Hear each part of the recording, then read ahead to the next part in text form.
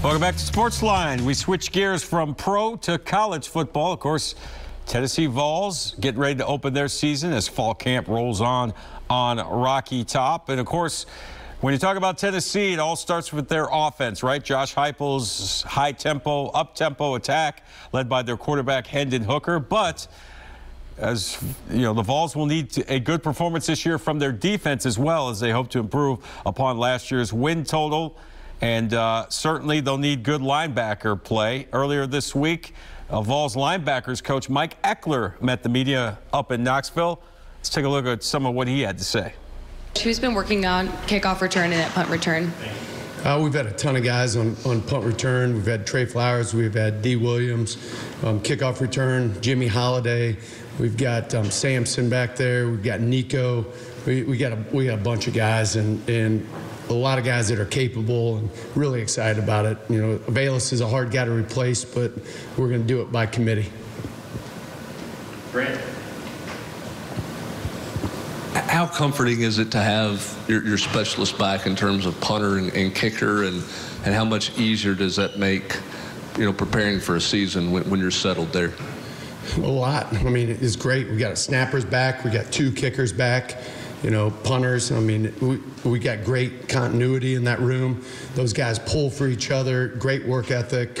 We come to work every day, and I know it sounds like coach speak, but that's facts. And really, really appreciate those guys, and they work their tails off. So we're excited about it. Austin.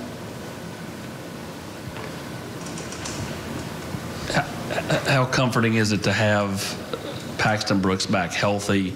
Do you expect to have him on kickoffs this year? And then we hadn't had a chance to talk to you about Jackson Ross as far as just, you know, what he can bring to the table with him getting to campus now long term. Is the word of the day comforting? I'm just messing with you. No, it's great. I mean, yeah, Paxton's been banging them off, banging them on kickoffs, and, you know, Toby is too. I mean, shoot, we didn't have any returns the last 6 games on our kickoff last year, and Toby did a great job, but Paxton's done an awesome job. Jackson Ross, can't understand half of what he says, but no, it's joking. But he's going to be a really good addition. He just got here late, so anxious to see what he can do live. You know, seen it on Zoom and seen it on film, but really excited about him and excited about all our guys. Other question? Adam and then Rob. What's the philosophy, yours and Coach Heupel's, about using starters, offense, defense, and punt and kick and coverage teams?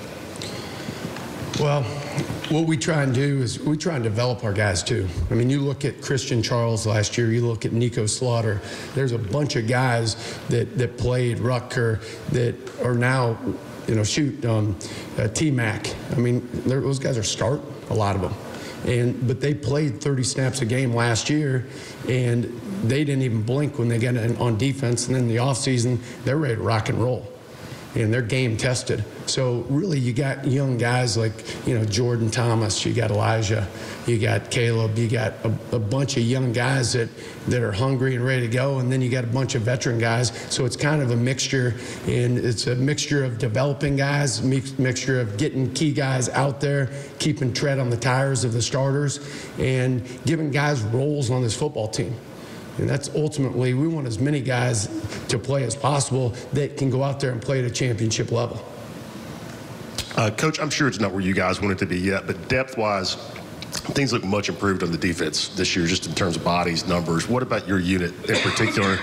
You know, do you feel like that? Do you feel like that's the case with your unit in the linebacker? I mean, we got 2 young guys. I mean, I'm sure you're talking about Josh and James, and you know, Josh is.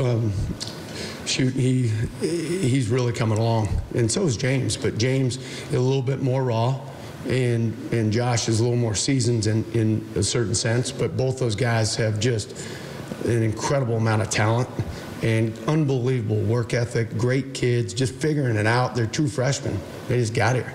And so the sky's the limit for them. They stay the course. They keep busting their tail. And you're talking about 2 guys that are, you know, 6'5", coming off the edge, and they can flat out go. And they got great instincts, and they love to play the game.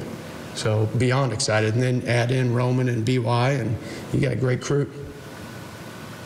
Ben and Patrick.